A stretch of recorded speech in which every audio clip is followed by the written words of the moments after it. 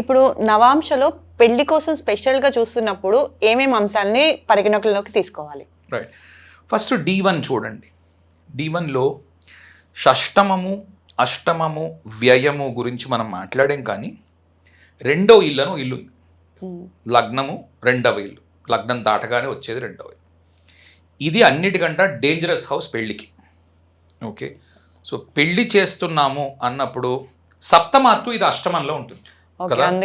ఏడో ఇంటి నుంచి లెక్క పెడితే 8 గళ్ళు రెండో ఇల్లు వస్తుంది. ఇది సప్తమానికి మంచి ఇల్లు కాదు. అలాగే లగ్నానికి ద్వితీయంలో ఉంటుంది. ఇది లగ్నానికి సస్టెనెన్స్ ఇస్తుంది, అంటే లగ్నం స్థిరత్వాన్ని ఇస్తుంది, లగ్నానికి స్థిరత్వాన్ని ఇస్తుంది, లేదా లగ్నానికి అంతాన్ని ఇస్తుంది. ఇది పెళ్లిని పాడు చేయగలదు, మనిషిని చంపగలదు, రెండు చేయగలదు. కనుక సప్తమాధిపతి ద్వితీయంలో ఉన్నాడా, లగ్నాధిపతి ద్వితీయంలో ఉన్నాడా? లగ్నాధిపతి ద్వితీయంలో ఉన్నాడు అంటే పరాశర మహర్షి రాసిన నాటికి అందరూ దక్షిణ నాయకులు ఉండేవారు. పరాశర మహర్షి రాసే నాటికి దక్షిణ నాయకులు అంటే ఒక వ్యక్తికి బహుభార్యలు ఉండేవారు. ఎంతమంది భార్యలను నువ్వు చేసుకోగలిగితే నువ్వు అంత డబ్బున్నవాడి. ఎందుకంటే ఒక భార్యను పెట్టి పోషించడానికే డబ్బు చాలదు. అటువంటిది నువ్వు ఎక్కువ మంది బహుభార్యలను మెయింటైన్ చేయగలుగుతున్నావు అంటే ఆ రోజుల్లో అది గొప్ప రాజయోగం. దశరథ మహారాజు ఉన్నారు, ఆయన 4 భార్యలు. మిగిలిన వాళ్ళందరూ చాలా మందిని చూడండి, మన దేవతల్లో కూడా చాలా మందికి 2 భార్యలు ఇలాంటివి కామన్. సో పాతకాలంలో అది సరిపోతుంది, కానీ నేడు 2 భార్యలు అని అంటే ఒప్పుకునే అవకాశం లేదు. కనుక లగ్నాధిపతి ద్వితీయంలో ఉన్న, సప్తమాధిపతి ద్వితీయంలో ఉన్న 2-3 సార్లు చెక్ చేయండి. ఫర్ ఎగ్జాంపుల్ D1 చార్ట్ చూస్తున్నాము, సప్తమాధిపతి ద్వితీయంలో ఉన్నాడు.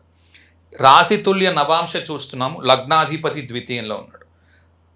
నవాంశ చూస్తున్నాము, లగ్న ద్వితీయాధిపతులు కలిసి ఎక్కడో ఉన్నారు, లేకపోతే సప్తమ ద్వితీయాధిపతులు కలిసి ఎక్కడో ఉన్నారు. ఇవి 3 కనిపిస్తున్నాయి.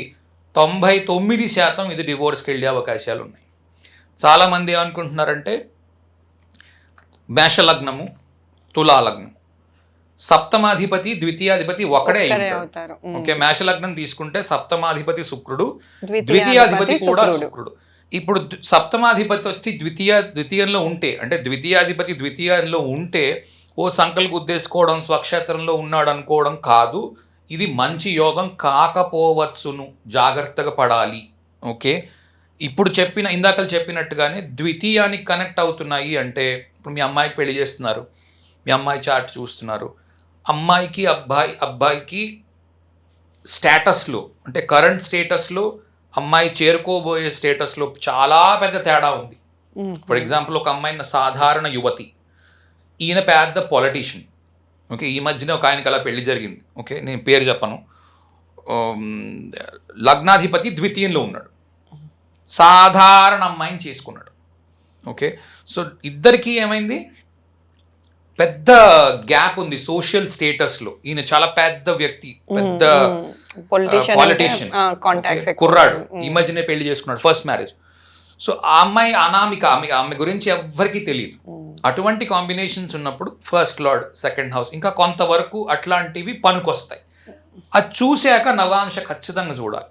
అది చూశాక నవాంశ చూసేటప్పుడు రాశి తుల్య నవాంశ లగ్నాత్తు ఉన్న గ్రహాలు, దశ, ఈ 4 విషయాలు చెక్ చేసిన తర్వాత అప్పుడు మీరు డెసిషన్ తీసుకోవచ్చును. ఇది సంబంధం పనికొస్తుందా, పనికిరాదా. ఇంకా రాబోయే కాలంలో ఇంకా కాంప్లెక్స్గా తయారవబోతున్నాయి జాతకాలు. ఎందుకంటే మన వాళ్ళు ఇక్కడికి అక్కడికి వెళ్ళి రకరకాల ఉద్యోగాలు, రకరకాల పనులు చేస్తున్నారు. 6th హౌస్ లేకుండా ఉద్యోగం చేయడం ఇంకా రాబోయే కాలంలో కుదరదు, ఇంపాసిబుల్. 6th హౌస్ ఉండి తీరుతుంది. గట్టిగా 6th హౌస్ లేకపోతే పెళ్ళి అవ్వదు. ఎందుకు? ఉద్యోగం లేకపోతే పెళ్లి. అలాగా ఉద్యోగం అని కాదు, పెళ్లి చేసుకుంటావు, పెళ్లి చేసుకున్నాక పిల్లల్ని కంటావు, LKG చదివించాలంటే 1,50,000 ఫీజు కట్టాలి. ఆరో ఇంటి ఉద్యోగం లేకపోతే నువ్వు 1,00,000 ఫీజు కట్టే అవకాశం లేదు. నువ్వు 6వ ఇంట్లోంచి సంపాదించకుండా నేను ఏదో 10వ ఇంట్లోంచి సంపాదిస్తున్నానండి, 3వ ఇంట్లోంచి సంపాదిస్తున్నానండి, ఏం రాదు దాంట్లో నుంచి. ఇంతకు ముందు అలా బతికేవారు. పార్ట్ టైం జాబ్ చేస్తున్నారు, 3వ ఇల్లు యాక్టివ్గా ఉంటుంది, దాంతో బతికేవారు. 500 1,000 రూపాయలు సంపాదించి 30 ఏళ్ల క్రితం, ఎంతో దూరం కాదు. చిన్నప్పుడు మా నాన్నగారి ఒంట్లో బాగాలేనప్పుడు పార్ట్ టైం జాబ్ చేసేవారు, 1,000 రూపాయలు 800 వచ్చేవి. ఆ 800లో 600 ఖర్చు అయ్యేవి, ఇంకా 200 మిగిలేవి. నెలకి 3,000 ఖర్చులతో కూడా చాలా ఎక్కువ. 3,000 వస్తే పెద్ద ఫ్యామిలీ అది. ఇప్పుడు అలా కాదు, 3 లక్షలు వచ్చినా సరిపోదు అవును. కదా. ఫీజు కట్టాలంటే నీకు రోజు వెతుక్కోవడమే, ఏ అప్పో లోనో తప్పో చెప్పో ఏదో ఒకటి చెయ్యాలి. ఇది సమాధానం.